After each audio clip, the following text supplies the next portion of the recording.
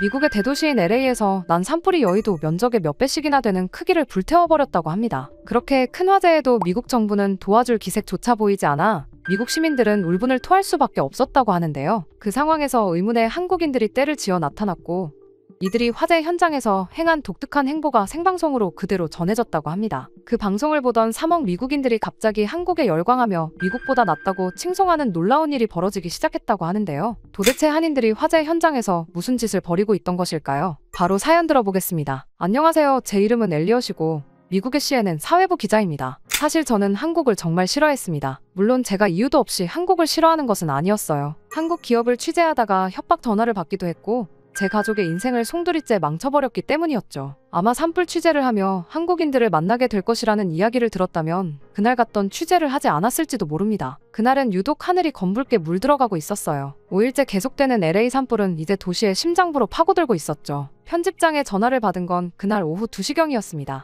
엘리엇, 지금 당장 현장으로 가요. 베벌리 힐스가 전부 불바다가 됐어요. 독자들은 진실을 원하고 있습니다. CNN의 수석 기자로서 저는 이런 위험한 현장 취재에 익숙했습니다. 하지만 이번은 달랐죠. 창밖으로 보이는 풍경은 금방이라도 세상이 망할 것만 같았어요. 그렇게 차에 올라 서부 고속도로를 달리는 동안 저 멀리 생가브리엘 산맥에서 치솟는 검은 연기 기둥이 보였습니다. 바람을 타고 날아온 재들이 차 유리창에 하얗게 내려앉았죠. 도로는 이미 대피하는 차량들로 꽉 막혀 있었어요. 제발 움직여요. 우리 집이 저기예요. 남편이 아직 안에 있다고요. 그때 벤츠 운전석에 중년 여성이 창밖으로 고개를 내밀며 절규했습니다. 그녀의 남편은 중요한 서류를 가지러 집으로 다시 들어갔다고 해요. 그리고 30분째 연락이 두절된 상태였죠. 아기가 숨을 못 쉬어요. 제발 비켜주세요. 천식이 있는 아이예요. 제발 살려주세요. 뒷좌석에서는 생후 8개월 된 아기가 얼굴이 파랗게 질린 채 숨을 헐떡이고 있었습니다. 어머니는 한 손으로 아기용 산소호흡기를 들고 다른 손으로는 핸들을 잡은 채 필사적으로 차를 몰았죠. 그 누구도 이 아기와 어머니를 도와주지 않았습니다. 그저 자기 혼자 살기 바빴죠. 이곳저곳에서 들려오는 절박한 외침이 공포를 더했습니다. 70대로 보이는 노인이 타고 있는 차 안에서는 간신히 산소호흡기를 붙잡은 채 기침을 하고 있었어요. 그는 요양원에서 긴급 대피한 환자 중 한 명이었습니다. 간호사도 보호자도 없이 홀로 대피하고 있었죠. 또한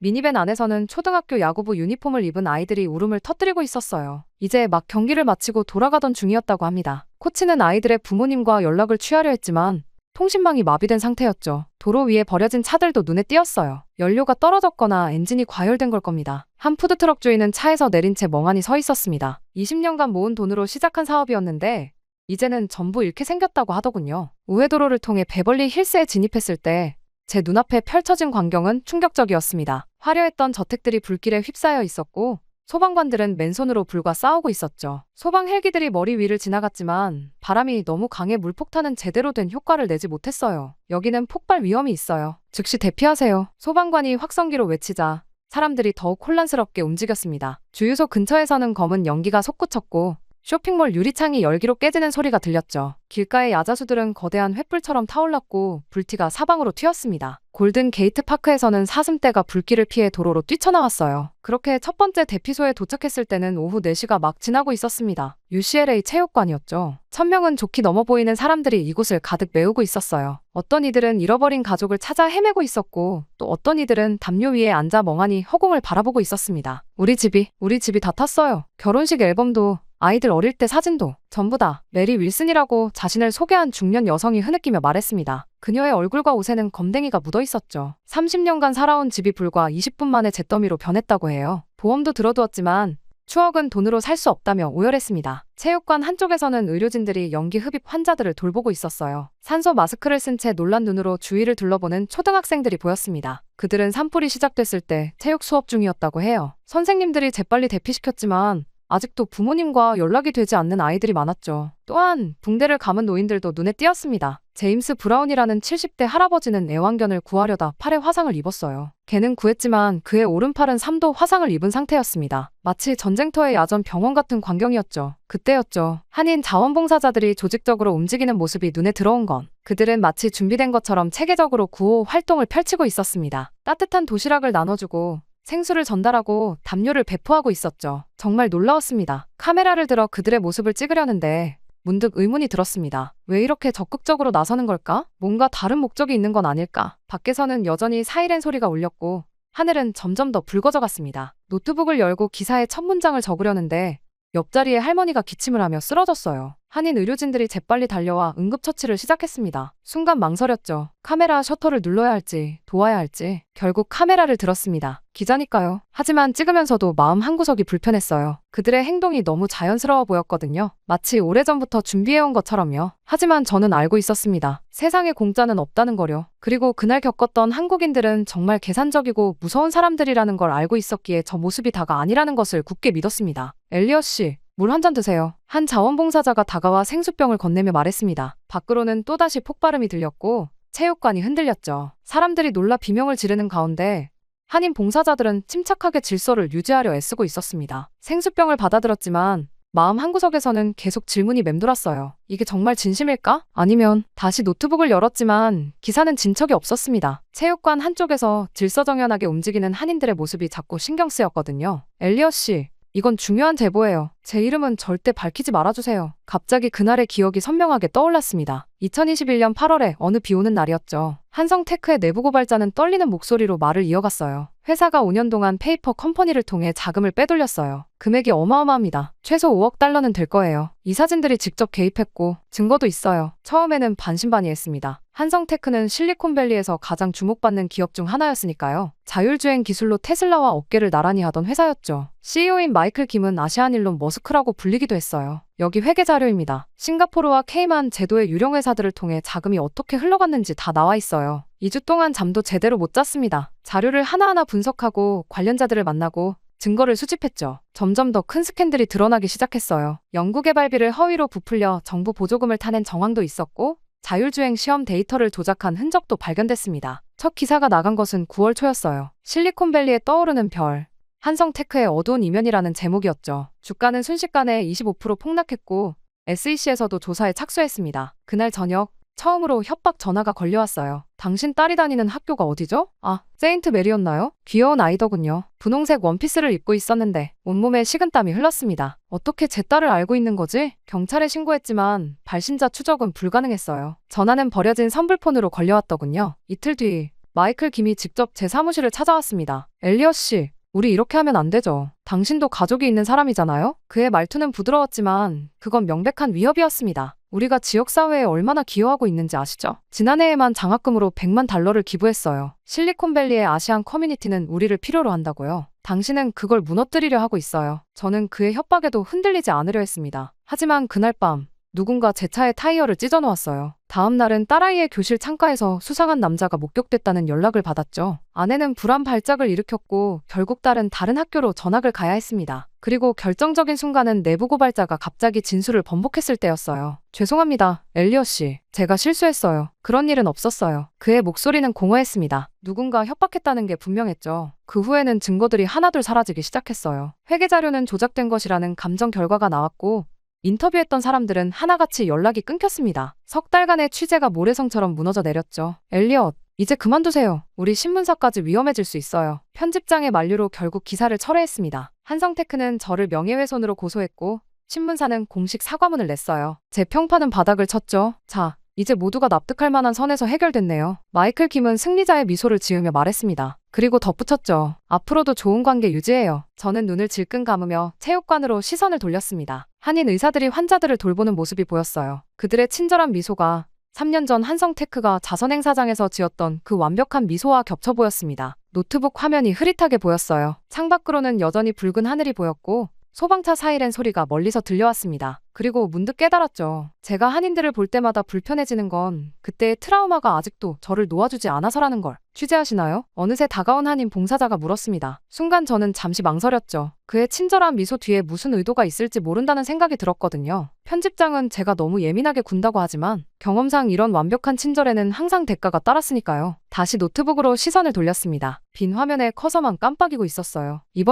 이번에야말로 진실을 밝혀내야 했습니다. 체육관의 분위기가 갑자기 분주해졌습니다. 밖에서 새로운 피난민들이 들어오고 있었거든요. 연기를 피해 뛰어온 듯 모두들 새카맣게 그을린 얼굴이었습니다. 빨리 산소 마스크 30개 더 가져오세요. 담요도 50장 추가요. 따뜻한 물 준비해주세요. 그 순간 한인 봉사자들이 눈빛만으로 서로를 이해하며 움직이기 시작했어요. 마치 응급실 의료진처럼 체계적이었죠. 누군가는 문 앞에서 환자들의 상태를 분류하고 또 다른 이들은 의사에게 데려가고 30분도 안 되어 새로운 피난민들이 모두 안정을 찾았습니다. 놀랍지 않나요? 옆에서 갑자기 들려온 목소리에 고개를 돌렸어요. 흰 가운을 입은 중년의 남자가 서 있었습니다. 윤재민입니다. LA 한인 의사협회 소속이에요. 그때 그가 명함을 건네며 말했죠. 저는 기계적으로 받아들었습니다. 우리 커뮤니티는 이런 재난 상황에 익숙해요. LA 폭동 때부터 시작된 거죠. 그의 말에 저는 피식 웃고 말았습니다. 그래. 피해자인 척하면서 또 너희들의 우수성을 내세우는구나. 하지만 윤재민의 다음 말이 제 생각을 흔들어 놓았어요. 우리가 배운 건 아무도 우리를 도와주지 않는다는 거였습니다. 그래서 스스로를 지키는 법을 배워야 했죠. 그의 말이 끝나기도 전이었습니다. 체육관 밖에서 고함 소리가 들렸죠. 약탈범이다. 저쪽에서 약탈범이 나타났어. 그때 체육관 밖에서 요란한 소리가 들렸어요. 주차장에 세워진 차들의 유리창이 깨지는 소리였습니다. 15명 정도의 남자들이 야구 방망이로 차량을 부수고 있었죠. 그들 중 몇몇은 얼굴을 마스크로 가린 채 차 안에 물건들을 꺼내고 있었고 또 다른 이들은 체육관으로 접근하고 있었습니다. 저기 봐, 구호물자야. 안에 의약품도 있을 거야. 그게 돈 될 거라고. 어이, 문이나 부숴. 약탈범들의 고함 소리에 체육관 안이 순식간에 얼어붙었어요. 피난민들이 공포에 질려 한쪽으로 몰렸고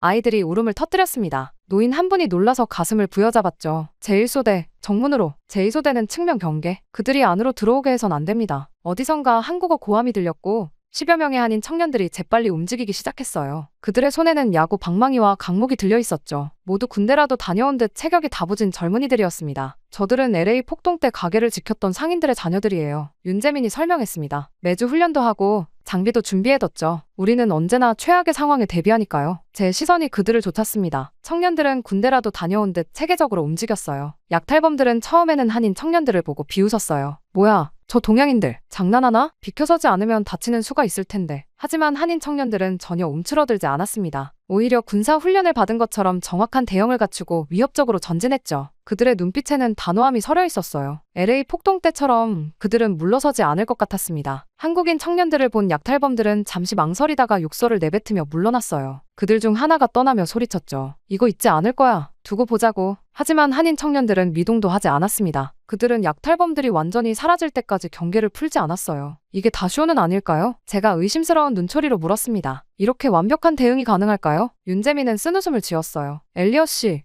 우리가 이렇게 조직적인 게 수상해 보이나요? 아니면 한국인이라서 수상한 건가요? 그 말에 제 심장이 쿵하고 내려앉는 것 같았습니다. 너무 날카로운 지적이었거든요. 우리를 오해하고 계신 것 같아요. 한성테크 사건 때문인가요? 윤재민의 말에 저는 순간 굳어버렸습니다. 어떻게 그걸? 당신 기사 읽었습니다. 좋은 기사였어요. 하지만 한 기업의 잘못을 모든 한국인의 잘못으로 보는 건 좀 슬픈 일이네요. 제가 대답하려는 순간 또다시 한국어 고함이 들렸습니다. 도시락 300개 도착했습니다. 따뜻한 음식부터 노약자에게 나눠드리세요. 물도 곧옵니다. 기다려주세요. 저는 말없이 그들의 움직임을 지켜봤어요. 정말 군대처럼 체계적이었습니다. 하지만 그건 위협적인 게 아니었죠. 오히려 든든해 보였어요. 우리는 그저 우리가 할 수 있는 일을 하는 겁니다. 윤재민이 말했어요. 이게 쇼라고 생각하시나요? 그럼 한번 따라와 보시죠. 그가 앞장서서 걸었고 저는 잠시 망설이다 그를 따랐습니다. 윤재민은 저를 체육관 뒤편의 임시 진료소로 안내했습니다. 그곳에는 이미 여러 명의 한인 의사들이 환자들을 돌보고 있었어요. 그들의 흰 가운 위로 검은 그을음이 묻어 있었죠. 몇 시간 전까지 불길 속에서 환자들을 구해냈다고 했습니다. 이분들은 모두 개인 병원을 닫고 이곳으로 왔어요. 수입이 줄어들 텐데도 말이죠. 윤재민이 자부심이 가득한 목소리로 말했습니다. 저는 고개를 끄덕이면서도 속으로는 의문이 들었어요. 왜 이렇게까지 하는 걸까? 분명 뭔가 있을 텐데. 엘리엇 씨는 우리가 의심스러워 보이나 봅니다. 제 생각을 읽기라도 한 듯 윤재민이 말했어요. 혹시 지금도 취재하고 계신가요? 한인들의 이면이라도 파헤치실 건가요? 순간 그의 말투에는 날이 서 있었습니다. 저는 순간 당황했지만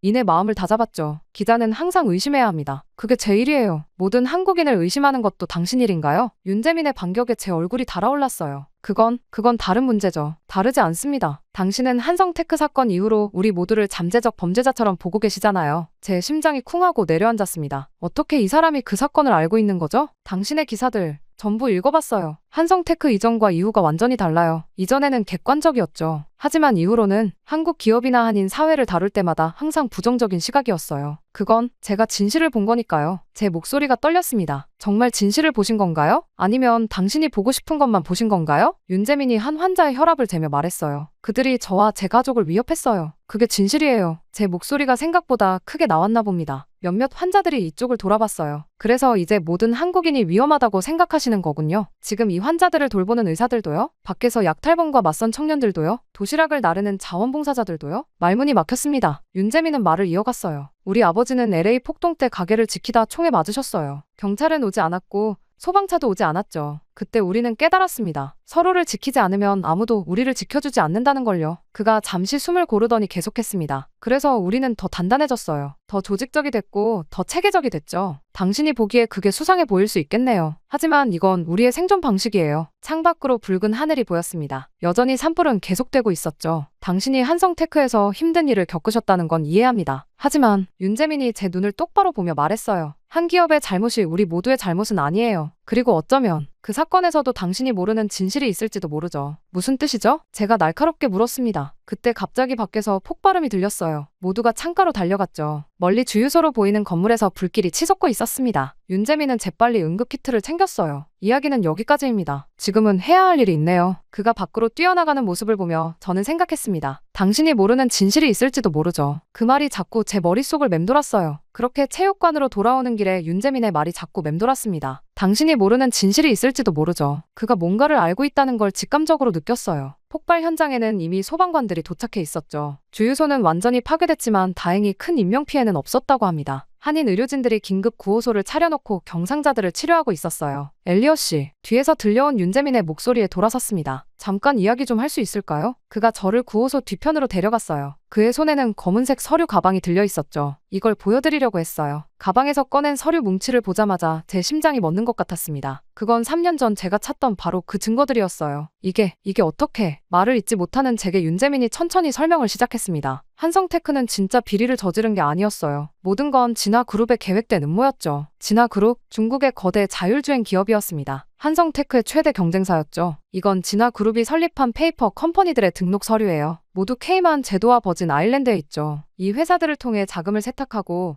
마치 한성테크가 비자금을 조성한 것처럼 꾸몄어요. 윤재민이 서류를 하나씩 펼쳐 보였습니다. 이건 회계자료 조작 지시서예요. 진화그룹의 재무팀장이 직접 사인한 겁니다. 그리고 이건 당신에게 제보했던 내부고발자의 계좌 내역이에요. 진화그룹 계열사로부터 50만 달러가 입금된 걸 확인할 수 있죠. 그는 처음부터 그들이 심어놓은 사람이었어요. 저는 서류들을 떨리는 손으로 넘겼어요. 거기엔 제가 미쳐보지 못했던 또 다른 진실이 있었습니다. 그럼 그때 그 협박 전화도 진화그룹 쪽에서 한 겁니다. 한성테크는 오히려 피해자였어요. 머릿속이 하얘졌습니다. 3년간 제가 믿어온 모든 것이 거짜였다니? 잠깐만요. 이런 중요한 증거를 왜 지금까지 공개할 수 없었어요. 진화그룹의 위협 때문이었죠. 하지만 이제는 달라졌습니다. 윤재민이 또 다른 서류를 꺼냈어요. 제 형이 한성테크의 법무팀에 있었어요. 윤재민이 조용히 말을 이었습니다. 윤태우, 아마 그 이름을 들어보셨을 거예요. 당시 한성테크의 법무팀장이었죠. 제 눈이 커졌습니다. 윤태우, 그 이름을 잊을 리가 없었죠. 한성테크 사건 당시 유일하게 저를 만나주려 했던 임원이었으니까요. 하지만 그와의 면담 전날 그는 갑자기 회사를 사직했었죠. 형은 모든 걸 알고 있었어요. 하지만 말할 수 없었죠. 진화그룹이 그의 약점을 잡고 있었거든요. 결국 사표를 쓰고 한국으로 떠날 수밖에 없었습니다. 윤재민은 잠시 침묵했다가 말을 이었어요. 작년에 진화그룹 부회장이 중국에서 비리로 체포됐어요. 그때 이 자료들이 나왔죠. 형이 베이징에 있는 친구를 통해 입수했고 저에게 전해줬습니다. 아마도 당신이 이 진실을 알아야 한다고 생각했던 것 같아요. 그런데 왜 이걸 공개하지 않은 거죠? 제가 묻자 윤재민은 쓴웃음을 지었습니다. 공개하고 싶었죠. 하지만 진화그룹의 영향력은 생각보다 컸어요. 그들은 여전히 자율주행 시장에서 강자였고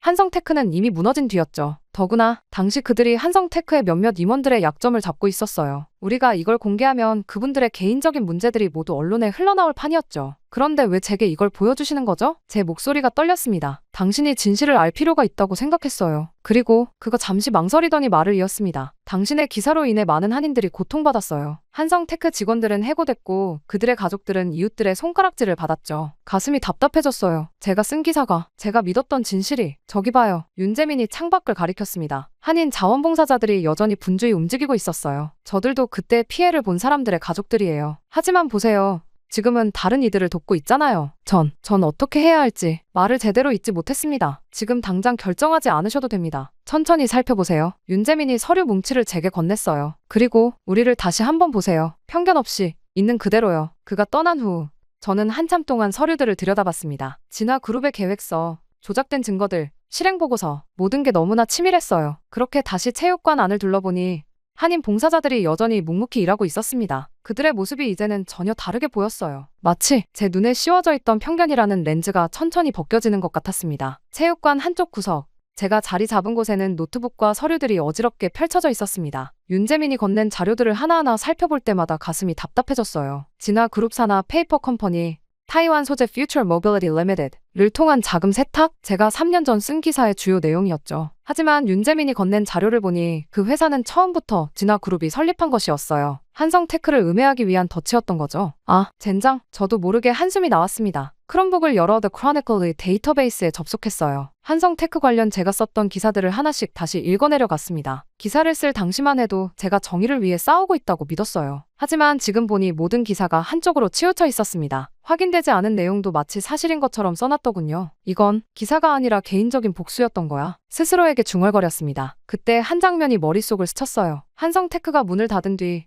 직원들이 짐을 싸서 나오던 모습이었죠. 그들 중 많은 이들이 한인이었고 가족들과 함께 이곳에 정착하길 꿈꾸며 왔던 사람들이었습니다. 저 사람들, 그때 다들 어떻게 됐을까? 현재의 시간이 오후 6시를 가리키고 있었어요. 체육관에는 저녁 식사 준비가 한창이었죠. 한인 자원봉사자들이 도시락을 나눠주고 있었는데 문득 그들 중 한 명이 눈에 익었습니다. 앳된 얼굴의 여성이었어요. 어디서 봤더라? 그러다 기억이 났습니다. 한성테크 마지막 날 울면서 회사를 나서던 신입 개발자였어요. 발걸음이 자연스럽게 그쪽으로 향했습니다. 혹시 한성테크에서 일하셨나요? 그녀가 잠시 멈칫했어요. 그러더니 쓴웃음을 지었죠. 네. 아, 당신은 그때 그 기자님이시죠? 목이 메었습니다. 그 후에 어떻게 지내셨나요? 힘들었죠. 다들 그랬을 거예요. 저는 그래도 다행히 다른 회사에 취직했지만 다들 꿈을 접어야 했죠. 순간 심장이 무거워졌어요. 제 기사가 얼마나 많은 사람들의 인생을 망가뜨렸던 걸까요? 근데 왜 여기서 봉사활동을? 제 질문이 채 끝나기도 전에 그녀가 말했습니다. 우리도 한때 모든 걸 잃은 것 같았으니까요. 그래서 더 잘 알아요. 지금 이분들의 심정을. 그 순간 체육관 안을 둘러보는 제 시선이 달라졌어요. 묵묵히 봉사하는 한인들의 모습이 더 이상 수상해 보이지 않았습니다. 그저 아픔을 아는 사람들이 다른 이들의 아픔을 달래주는 것처럼 보였죠. 저는 그렇게 다시 노트북을 열고서 새로운 글을 쓰기 시작했습니다. 키보드 위에 올려진 손가락이 떨렸어요. 하지만 이제는 알았습니다. 제가 무엇을 해야 하는지. 이제는 사실을 바로잡을 때였습니다. 그때 밖에서 또다시 폭발음이 들렸어요. 창밖 하늘은 여전히 붉었지만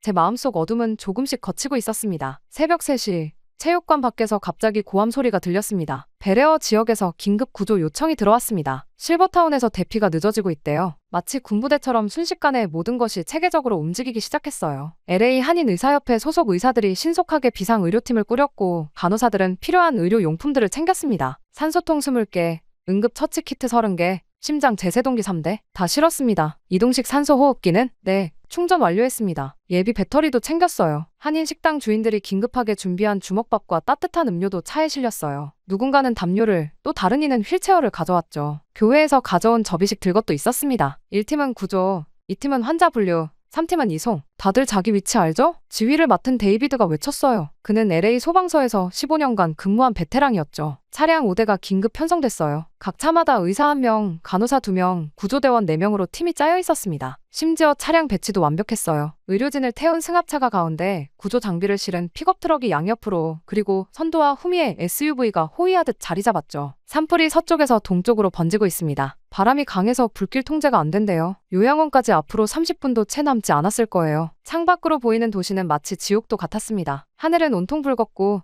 제가 눈처럼 내렸어요. 군데군데서 불기둥이 솟아올랐고 폭발음이 끊이지 않았죠. 여기서 우회전하세요. 메인 도로는 이미 불길이 넘어왔어요. 데이비드의 지시에 따라 차들이 좁은 골목으로 들어섰습니다. 실버타운에 도착하자마자 한인 봉사자들은 마치 사전 훈련이라도 받은 듯 완벽하게 움직였습니다. 2층 동쪽 산소 호흡기 사용 환자 6명, 3층 와상 환자 4명, 휠체어 필요 환자 8명. 직원들에게서 상황 보고를 받은 데이비드가 재빨리 지시를 내렸어요. A팀은 산소 호흡기 환자 우선 이송, B팀은 와상 환자, C팀은 건물 구조 확인하며 진입 경로 확보. 봉사자들은 2인 1조로 재빨리 움직였습니다. 한 명은 환자를 살피고 다른 한 명은 이동 경로를 확인하는 시기였죠. 이들 중 상당수가 LA 폭동 때 민방위 훈련을 받은 사람들의 자녀들이었다고 해요. 건물 안에서는 또 다른 시스템이 가동되고 있었습니다. 의료진들이 환자의 상태에 따라 색깔 스티커를 붙여 분류했고 이송팀은 그 색깔 순서대로 환자들을 옮겼어요. 빨간색은 즉시 이송, 노란색은 대기, 초록색은 보행 가능을 의미했죠. 할머니, 제가 업어드릴게요. 괜찮으시죠? 네, 산소통을. 걱정 마세요. 산소포화도 체크하면서 갈게요. 지금은 94%네요. 안정적이세요. 한인 의료진과 구조대원들은 전문 용어를 섞어가며 환자 상태를 체크했어요. 그들의 손놀림은 마치 실제 응급실을 보는 것 같았습니다. 밖에서는 또 다른 지원팀이 대기하고 있었어요. 코리아타운 식당 주인들이 긴급하게 준비한 주먹밥과 따뜻한 죽을 나눠주고 있었고 교회 봉사자들은 담요를 들고 환자들을 맞이했습니다. 체온이 떨어지지 않게 해야 해요. 담요 2겹으로 감아드리세요. 혈당 체크해보세요. 저혈당 위험 있어요. 산소포화도 90% 이하인 분들은 여기로 모시고 오세요. LA 한인 간호사협회에서 나온 봉사자들은 임시 트리아지 구역을 설치해 환자들의 상태를 재점검했어요. 약사회에서 나온 분들은 환자별 복용 약물을 체크하고 기록했죠. 그리고 그 모든 정보는 태블릿 PC로 실시간 공유되고 있었습니다. 한인 IT 업체에서 개발한 응급 의료 기록 시스템이었어요. 덕분에 환자 한 명 한 명의 상태가 실시간으로 업데이트되고 있었죠. 저는 그 사실에 놀랄 수밖에 없었습니다. 날고 긴다는 미국의 병원들보다도 환자들에게 좋은 방향으로 효율적으로 진행되고 있었으니까요. 한국의 의료 시스템이 미국을 뛰어넘는다면 이야기를 스치듯 들었던 기억이 났습니다. 그땐 말도 안 된다고 생각했는데 정말 그랬다니 믿을 수가 없었습니다. 엘리엇 씨, 이거 마시세요. 누군가 제게 따뜻한 보리차를 건넸어요. 돌아보니 한인 마트 주인이었죠. 그는 아까부터 계속 봉사자들에게 음료를 나눠주고 있었습니다. 어떻게 이런 시스템이? 제 말끝이 흐트러지자 그가 웃으며 말했어요. LA 폭동 이후로 우리는 매년 재난 대비 훈련을 해왔어요. 교회, 마트, 식당 각자 맡을 일을 정해두고요. 누가 시킨 게 아니라 우리가 필요해서 만든 거죠. 그때 하나님 목사님이 따뜻한 커피를 나눠주고 계신 게 보였어요. 새벽 3시가 넘은 시간이었는데도 그분의 얼굴에는 피곤한 기색이 없었습니다. 목사님, 이렇게 힘든 상황에서 어떻게 이런 봉사를? 제 질문이 채 끝나기도 전에 목사님은 따뜻한 미소를 지으셨어요. 아, 그건 우리가 받은 은혜를 갚는 거죠. 목사님은 잠시 생각에 잠기셨다가 말씀을 이어가셨습니다. 한국 전쟁 때 이야기를 들어보셨나요? 그때 미국의 교회들과 선교사님들이 우리에게 얼마나 큰 도움을 주셨는지. 먹을 것도 없고 입을 것도 없던 그 시절에 그분들이 보내주신 밀가루와 옷가지들이 우리의 생명줄이었어요. 목사님의 눈시울이 붉어졌습니다. 지금도 우리 교회 어르신들은 그때 받으셨던 구호물자를 잊지 못하세요. 양동이에 담긴 분유, 교회 마당에 쌓였던 밀가루 포대, 그리고 무엇보다 그분들의 따뜻한 마음을요. 그래서 우리는 알아요. 이런 도움이 얼마나 소중한지. 그때 받은 사랑을 이제는 우리가 나눌 차례라고 생각합니다. 하나님께서 우리에게 베푸신 은혜를 우리도 다른 이들에게 베풀어야 하지 않겠어요? 그때였어요. 건물 일부가 무너지는 소리가 들렸습니다. 시간이 없어요. 이제 철수해야 해요. 데이비드가 외쳤어요. 하지만 아직 몇 명의 노인들이 남아있었죠. 한인 봉사자들은 물러서지 않았습니다. 오히려 더 안으로 들어갔어요. 엘리엇 씨, 이분 좀 부축해주세요. 윤재민의 외침에 저는 반사적으로 움직였습니다. 95세의 알츠하이머 환자라고 했죠. 그분을 부축하면서 문득 깨달았어요. 제가 지금 그들과 함께 불길 속으로 뛰어들고 있다는 걸. 그렇게 마지막 환자가 구조될 때까지 15분이 더 걸렸습니다. 건물을 나서는 순간 뒤에서 굉음이 들렸어요. 돌아보니 건물 일부가 무너져 내리고 있었죠. 주차장에 모였을 때 윤재민이 인원을 점검했어요. 환자 48명, 직원 12명, 모두 무사히 나왔습니다. 그때 누군가 흐느끼기 시작했어요. 요양원 원장이었죠. 어떻게 감사의 말씀을. 괜찮습니다. 우리도 한때는 누군가의 도움이 필요했으니까요. 윤재민의 말에 다른 봉사자들도 고개를 끄덕였어요. 그들의 얼굴은 그을음으로 새카맣게 변해 있었습니다. 하지만 눈빛만은 달랐어요. 그 속에서 저는 처음으로 진정한 용기와 헌신을 보았습니다. 그 말씀에 제 마음 한구석이 뜨거워졌어요. 봉사자들의 모습이 새롭게 보였습니다. 그들의 헌신은 단순한 선행이 아닌 오래전 받은 사랑을 돌려주는 것이었군요. 밖에서는 여전히 불길이 치솟고 있었고 사이렌 소리가 멈추지 않았습니다. 하지만 이곳에는 또 다른 불길이 있었어요. 세대를 넘어 이어진 감사와 나눔의 불꽃이. 화재 진압이 어느 정도 마무리된 오후 저는 윤재민과 함께 본사 사무실로 향했습니다. 제가 요청했죠. 이제는 모든 것을 제대로 파헤쳐야 했으니까요. 윤재민 씨를 통해 제가 잘못 내보낸 기사들을 새로 작성할 생각이었습니다. 그 시간에 이슈가 되는 것들을 하는 게 제 커리어에 좋다고 소리치는 팀장님의 목소리가 귀에 선했지만 저는 멈출 수 없었습니다. 귀를 막고 눈을 막으며 진실을 외면하다. 이 지경까지 오게 된 것이었으니까요. 이건 진화그룹의 내부 회의록입니다. 재민 씨가 노트북을 열어 보여줬어요. 그들은 처음부터 한성테크를 노리고 있었던 거군요. 제 목소리가 떨렸습니다. 재민 씨가 다음 자료를 보여줬어요. 진화그룹이 설립한 페이퍼 컴퍼니들의 계좌 내역이었죠. 케이만 제도에서 시작된 자금이 여러 단계를 거쳐 최종적으로 그 내부 고발자의 계좌로 들어간 흔적이 고스란히 남아있었습니다. 그런데 왜 하필 저였을까요? 제가 물었어요. 당신의 기사를 봤나 봅니다. 한국 기업들의 비리를 다룬 이전 기사들. 당신이라면 한성테크의 의혹을 자연스럽게 제기할 수 있다고 생각했겠죠. 순간 가슴이 무너져 내렸습니다. 제 선입견이 그들의 음모의 완벽한 도구가 되어준 거였어요. 제 형이 모든 걸 알고 있었어요. 재민 씨는 천천히 말을 이었습니다. 그래서 당신을 만나려 했던 거고요. 하지만 진화그룹이 형이 약점을 잡고 있었죠. 10년 전 벤처 기업 시절의 일부 불법 자금 운용 기록? 그걸로 형을 협박했어요. 다음 자료는 충격적이었습니다. 진화그룹이 한성테크 직원들을 미행하고 도청한 기록이었어요. 제가 협박 전화를 받았던 그 시기와 일치했죠. 잠깐만요. 뭔가 이상한 점을 발견했습니다. 이 전화번호, 절 협박했던 그 번호인데요. 윤재민이 고개를 끄덕였어요. 네, 진화그룹 베이징 지사보안팀 소속이었죠. 그들은 당신을 겁주기 위해 일부러 선불폰을 썼어요. 자료들을 하나하나 살펴볼수록 분노와 후회가 밀려왔습니다. 저는 진실을 파헤치겠다는 열정에 사로잡혀 정작 더 큰 진실을 보지 못했던 거예요. 자, 이제 어떻게 하시겠어요? 재민 씨가 물었습니다. 저는 노트북을 열었어요. 새로운 기사를 작성하기 시작했습니다. 진실을 바로잡을 때였거든요. 모든 걸 다시 써야겠습니다. 처음부터 끝까지. 그때 제 휴대폰이 울렸어요. 발신자 표시가 없었죠. 또 그 사람들인가요? 윤재민이 긴장한 듯 물었습니다. 아니요. 이제는 더 이상 도망치지 않을 겁니다. 전화를 받았어요. 엘리엇 씨. 낯익은 목소리였습니다. 윤태우, 윤재민의 형이었어요. 한국에서 전화드립니다. 제가 모든 걸 증언하고 싶습니다. 그의 목소리는 떨렸지만 단단했어요. 저는 알았죠. 이제 진짜 시작이라는 걸. 3년 전의 진실을 세상에 알릴 시간입니다. 제가 말했어요. 창밖으로는 LA의 하늘이 보였습니다. 여전히 붉었지만 어딘가 다른 것 같았어요. 마치 진실의 여명이 밝아오는 것처럼 기사의 일면이 인쇄되는 소리가 들렸습니다. 아침 공기를 가르는 윙윙거리는 소리였어요. 제가 쓴 2개의 기사가 나란히 실렸습니다. 특종, 한성테크 사건의 진실, 중국 진화그룹의 5천만 달러 음모, LA 산불 속 빛난 영웅들 한인 커뮤니티의 24시간. 시간이 흘렀고 제 기사는 조회수가 폭등하기 시작했습니다. 엘리엇, 당신 기사가 폭발적인 반응을 일으키고 있어. 편집장이 태블릿을 보여줬어요. 온라인 조회수가 폭주하고 있었고 다른 언론사들의 인용 요청이 쏟아지고 있었죠. BBC와 CNBC에서 전화가 왔어요. 한성테크 사건을 다루고 싶다는군요. 편집장의 목소리에는 자부심이 묻어났습니다. 제 기사에 실린 윤태호의 증언은 폭탄과도 같았어요. 그가 제출한 녹음 파일과 문서들은 진화그룹의 음모를 낱낱이 드러냈죠. SEC도 즉시 수사에 착수했고 FBI도 가세했습니다. 한성테크 주가가 폭등하고 있습니다. 경제부 기자가 소리쳤어요. 이미 30% 넘게 올랐어요. 시장이 진실을 알기 시작한 거죠. 그때 제 휴대폰이 울렸습니다. 마이클 김, 한성테크의 전 CEO였어요. 엘리엇 씨, 감사합니다. 그의 목소리가 떨렸습니다. 사과드려야 할 사람은 저입니다. 제가 말했어요. 아닙니다. 당신은 결국 진실을 밝혀냈어요. 그게 중요한 거죠. 잠시 침묵이 흘렀고 그가 다시 말을 이었습니다. 우리가 다시 시작하려고 해요. 새로운 자율주행 기술 개발을. 이번에는 더 강하게 돌아올 겁니다. 다른 한편으로 한인 커뮤니티의 이야기도 세상을 감동시키고 있었어요. CNN이 실버타운 구조 현장의 영상을 방송했고 전 세계 뉴스에서 그들의 헌신을 조명했습니다. 엘리엇, 윤재민이 사무실로 들어왔어요. 베레어 지역 주민들이 감사패를 전하고 싶다고 해요. 그리고 그가 잠시 말을 멈추더니 환하게 웃었습니다. 형이 돌아온대요. 이제 모든 게 끝났으니까 다시 미국으로 올 수 있대요. 그때 창밖에는 소방헬기들이 지나가고 있었어요. 산불은 거의 진압 단계에 접어들었다고 합니다. 하늘도 조금씩 맑아지고 있었죠. 그런데 말이야, 편집장이 제 어깨를 두드렸습니다. 기사를 읽어보니 당신도 많이 변했네. 이제는 진짜 기자가 된 것 같아. 그 말에 미소 지었습니다. 생각해보면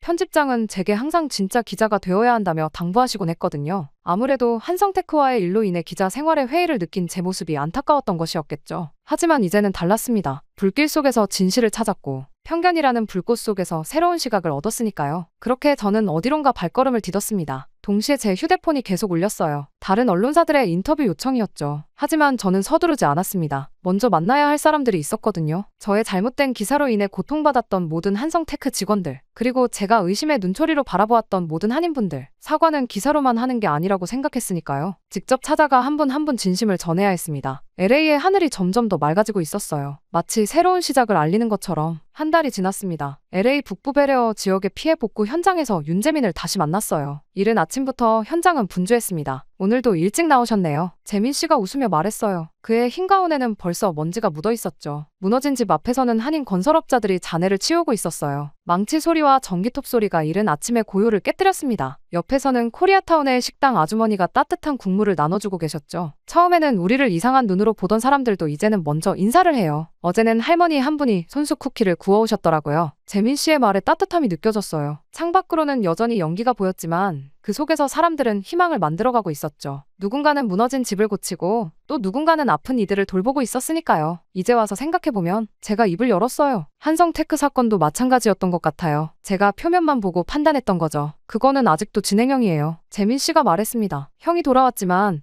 SEC 조사는 시작에 불과하고 진화그룹도 만만한 상대가 아니에요. 그래도 이제는 진실을 향해 가고 있잖아요. 제 말에 그가 고개를 끄덕였습니다. 다음 주에도 오실 거예요? 재민 씨가 물었어요. 네, 이번엔 취재가 아닌 그냥 한 사람으로 오고 싶어요. 멀리서 들려오는 종소리가 마치 새로운 시작을 알리는 것 같았습니다. 여전히 갈 길은 멀었지만 한 걸음씩 나아가고 있었거든요. 순간 돌아오는 차 안에서 생각에 잠겼습니다. 지난 15년간의 기자 생활 동안 저는 늘 진실을 추구한다고 믿었어요. 하지만 그건 어쩌면 제가 보고 싶은 진실이었는지도 모르겠습니다. 되돌아보면 한성테크의 사건을 취재할 때 저는 한국인이라는 이유만으로 그들을 의심했죠. 누군가의 잘못을 모두의 잘못으로 일반화했고 그렇게 만들어진 편견의 렌즈로 세상을 바라봤어요. 그것이 저희 진실이었습니다. 하지만 산불 속에서 저는 다른 진실을 보았어요. LA 폭동의 상처를 딛고 일어선 사람들, 자신들도 힘들지만 이웃을 돕기 위해 밤낮 없이 뛰는 사람들, 그들은 제가 알던 한국인과는 달랐습니다. 진실은 항상 우리가 생각하는 것보다 더 복잡하고 더 깊고 더 아름답다는 걸 이제야 깨달았어요. 기자의 역할은 단순히 보이는 것을 쓰는 게 아니라 보이지 않는 진실까지 찾아내는 것이었죠. 재민 씨가 제게 했던 말이 떠올랐습니다. 우리도 한때는 이방인이었으니까요. 그 말 속에는 이곳에서 살아남기 위해 서로를 의지할 수밖에 없었던 한인들의 역사가 담겨 있었어요. 그들이 보여준 강인함과 연대는 단순한 미담이 아닌